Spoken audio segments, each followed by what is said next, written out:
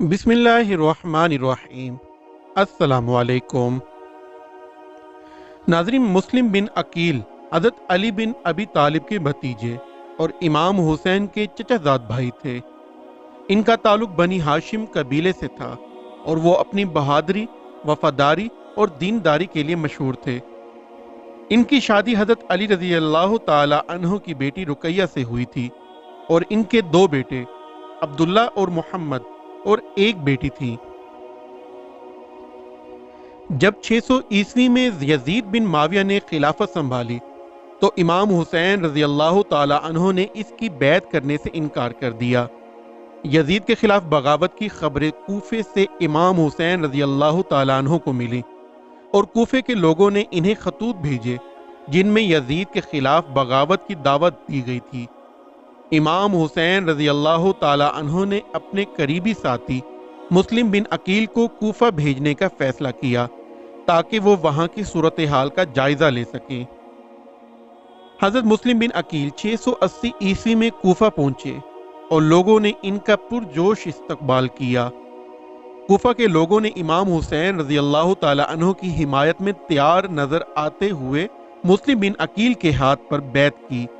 ان کے بیعت کرنے والوں کی تعداد بڑھتی گئی اور ایک وقت میں 18,000 لوگوں نے ان کے ہاتھ پر بیعت کی۔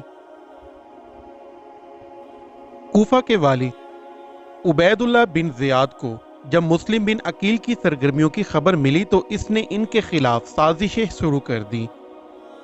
اس نے لوگوں کو دھمکایا اور انہیں امام حسین رضی اللہ تعالی عنہ کی حمایت سے ہٹنے پر مجبور کیا۔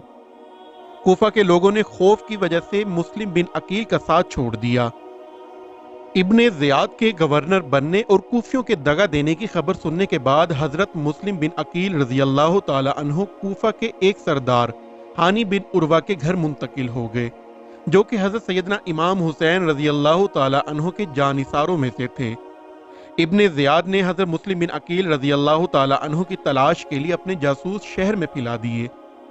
ابن زیاد کے جاسوس شہر بھر میں حضرت مسلم بن عقیل رضی اللہ تعالیٰ عنہ کو تلاش کرتے رہے مگر ناکام رہے۔ اس دوران ابن زیاد ایک روز خود ہانی بن عروہ کے گھر پہنچ گیا۔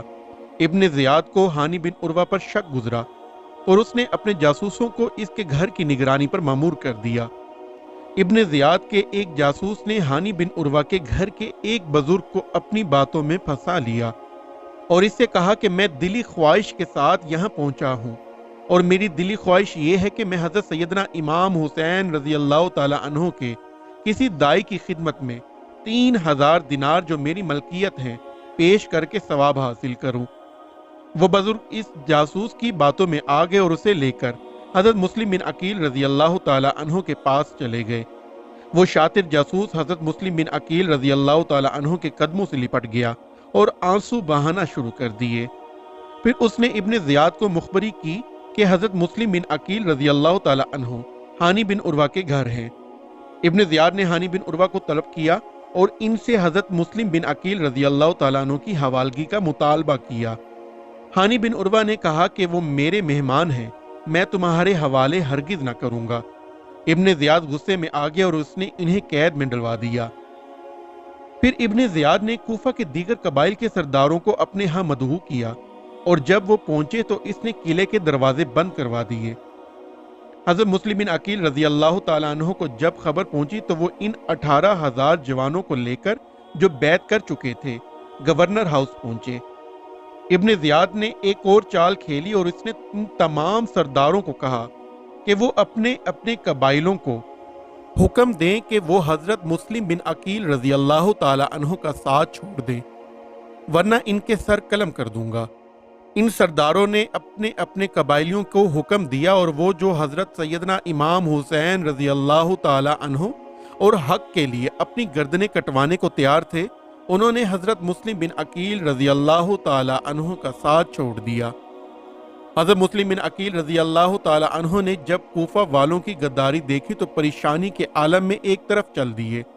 اس دوران ایک ضعیفہ کے پاس آپ رضی اللہ تعالی عنہ کا گزر ہوا۔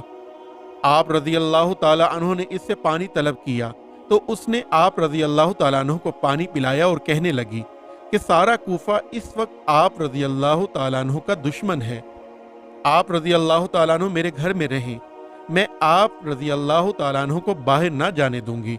मेरा बेटा भी जासूस है और आपकी फिल वक्त मेरे घर के तह खाने में छुप जाना ही बेहतर है। हज़रत मुस्लिम बिन अकील रजी अल्लाह ताला अन्हु इस ज़ईफ़ा के घर छुप गए। इस दौरान उसका बेटा घर आया और शक पड़ने पर इसने इब्ने ज़ियाद को आप रजी अल्लाह ताला अन्हु की मौजूदगी के बारे में आगाह कर दिया। इब्ने ज़ियाद ने मोहम्मद बिन अशअस की सरबराही में 70 जवानों का एक दस्ता रवाना किया और वो इस घर पर हमला आवर हुए। आप रजी अल्लाह तआला अन्हु को जब मालूम हुआ तो इस ज़ईफ़ा को इब्ने ज़ियाद की इंतकाम से बचाने के लिए घर से बाहर आ गए।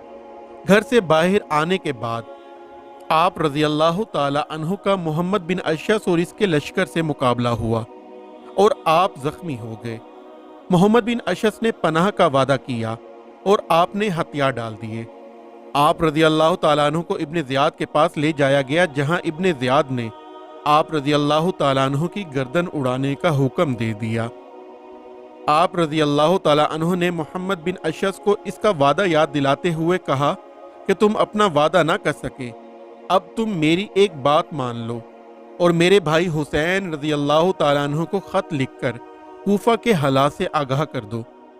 हज़रत मुस्लिम बिन अकील रजी अल्लाह तआला अन्हु को शहीद करने के बाद इब्ने ज़ियाद ने हानी बिन उर्वा को भी गवर्नर हाउस के अंदर कत्ल करवा दिया, जबकि एक रिवायत के मुताबिक सरे बाजार कत्ल किया गया। हज़रत मुस्लिम बिन अकील रजी अल्लाह तआला अन्हु की शहादत के बाद इनके दोनों मासूम बच्चों को, जिन्हें वो अपने हमरा कूफा लाए थे और वो काजी शरीक के यहाँ मुकीम थे, उन्हें भी शहीद कर दिया गया।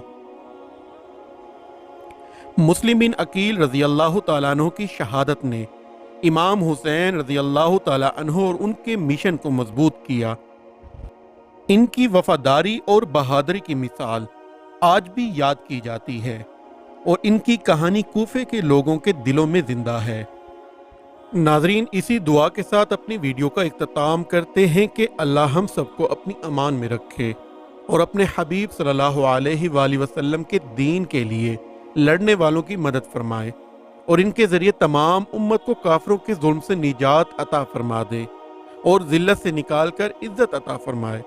हमारी इस जान को अपने दीन के लिए कबूल फरमा ले।